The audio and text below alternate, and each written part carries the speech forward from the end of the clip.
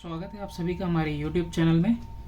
और आज हम इस वीडियो में डिस्कस करने वाले हैं एक्सरसाइज 4B। तो शुरू करते हैं हम अपने सबसे पहले क्वेश्चन के साथ। क्वेश्चन नंबर 1 में दो पार्ट हैं। पहला है कि name the 3 fundamental particles of an atom, और नेक्स्ट बी पार्ट है कि give the symbol and charge of each particle. इसका आंसर मिलेगा आपको पेज नंबर 59 पे। तो देन तीनों ही फंडामेंटल पार्टिकल कौन कौन से हैं? इलेक्ट्रॉन, प्रोटॉन और न्यूट्रॉन हैं, और इनके सिंबल्स भी दिए हुए हैं, चार्ज भी लिखा हुआ है, इवन मास भी मेंशन्ड है। तो from here you will get your answer number 1, both part A and part B. Question number 2 है complete the table given below by identifying P, Q, R and S. अब ये सोडियम है तो number of proton कितने हैं? 11 है। ये mass number है तो 11 में कितना ऐड करेंगे कि 23 हो जाएगा, तो 12 ऐड करेंगे, तो P की वैल्यू हमारी 12 आ गई। नेक्स्ट Q, तो यहाँ पे देखो नंबर ऑफ न्यूट्रॉन ऑलरेडी 18 दिए हुए हैं, और 18 और Q दोनों ऐड अप होके कितना आएगा? 35, यानी कि मास नंबर। तो 18 पहले से दिया हुआ है तो Q की वैल्यू कितनी हो जाएगी कि 35 को ऐड होने पे तो 17, तो Q की वैल्यू भी आ गई।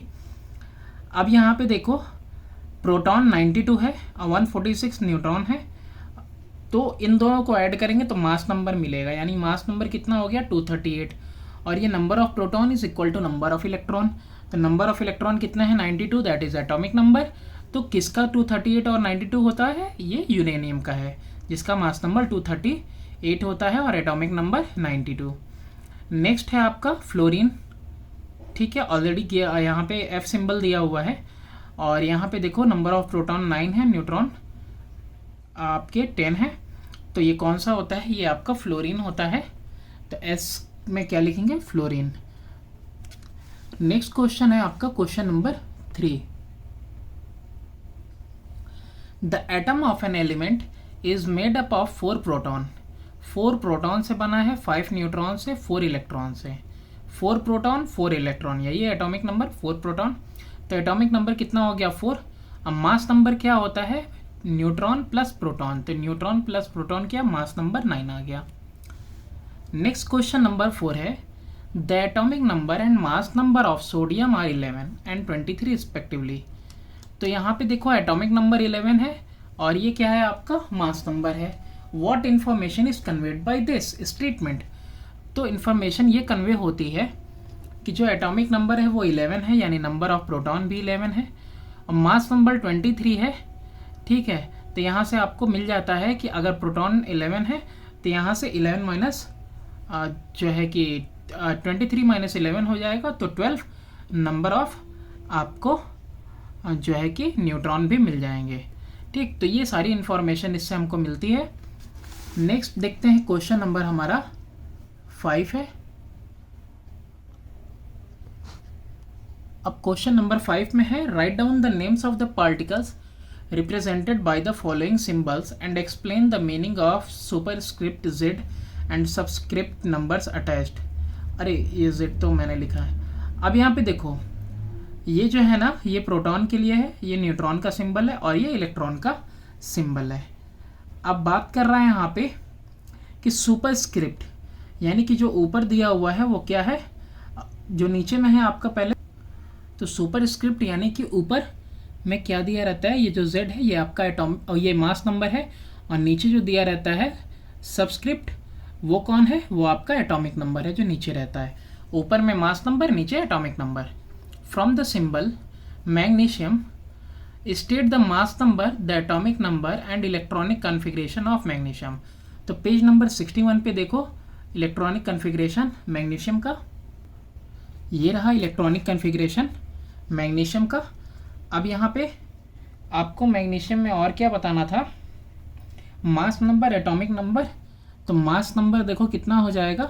मास नंबर यहाँ मेंशन है, यही 24, ये मास नंबर हो गया, और ये जो एटॉमिक नंबर है नीचे होता है, यानी 12 एटॉमिक नंबर हो गया। ठीक है, यानी A इज इक्वल टू 12 हो जाएगा और Z is equal to 24। Next question देखते हैं question number 7। Sulphur has an atomic number 16 and a mass number of 32. State the number of proton and neutron in the nucleus of sulfur give a simple diagram to show the arrangement of electrons in an atom of sulphur. तो page 61 पे जो है कि arrangement दिख जाएगा आपको, और यहाँ पे आप देख सकते हो कि जैसे कि इसका एटॉमिक नंबर 16 है तो नंबर ऑफ प्रोटॉन 16 हो गया, तो 32 मास नंबर है, तो एटॉमिक नंबर यानी प्रोटॉन माइनस करेंगे तो क्या बचेगा, सिर्फ और सिर्फ नंबर ऑफ न्यूट्रॉन। तो प्रोटॉन भी 16 है और न्यूट्रॉन भी 16। पेज 61 पे आप देख सकते हो यहाँ पे सल्फर के लिए ये रहा सल्फर का इलेक्ट्रॉनिक कन्फिग्रेशन। तो ये डायग्राम आप कॉपी कर लोगे यहाँ से। नेक्स्ट क्वेश्चन आपसे कह रहा है कि एक्सप्लेन करना है the rule according to which electrons are filled in various energy levels. तो पेज नंबर 60 पे आप देखो ये रहा आपका the following rules are followed for writing the number of electron in different energy level और shell.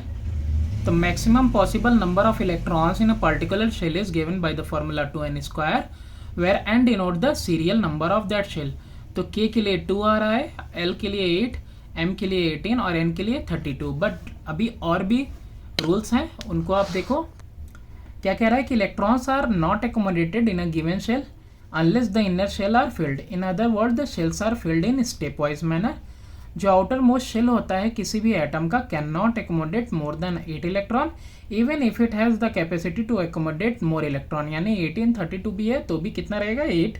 For example electronic arrangement in calcium having 20 electrons 2 8।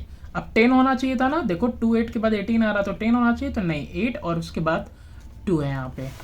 इसके अलावा क्या है, दो और रूल है कि the maximum capacity of M shell is 18 electron but only 8 electrons are filled in it. This is due to the fact that the element becomes stable only after acquiring 8 electron in outermost shell.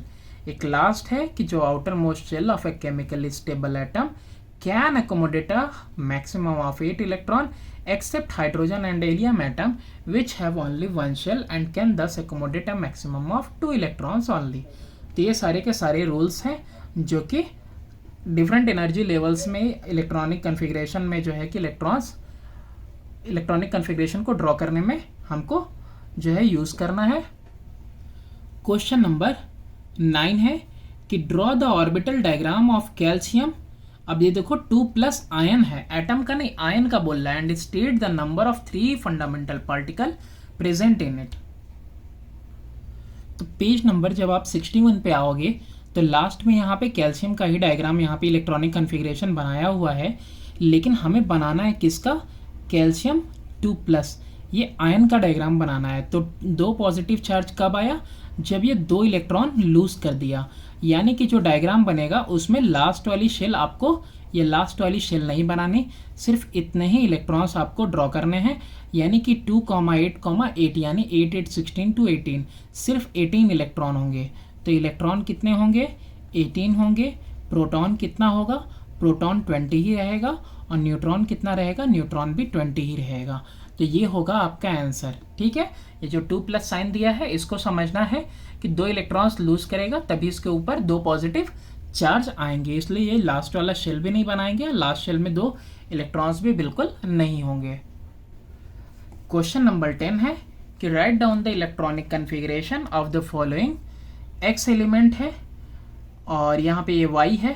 तो अब देखो यहाँ पे इनका atomic number mass number दिया है, atomic number mass number दिया है, तो इजीली हम इनको बता सकते हैं, जैसे कि ये आपका क्लोरीन है और ये आपका एल्यूमिनियम है। ठीक है, 13th पोजीशन पे आता है, 17th पे। पेज 61 पे इनके डायग्राम्स दिए हुए हैं।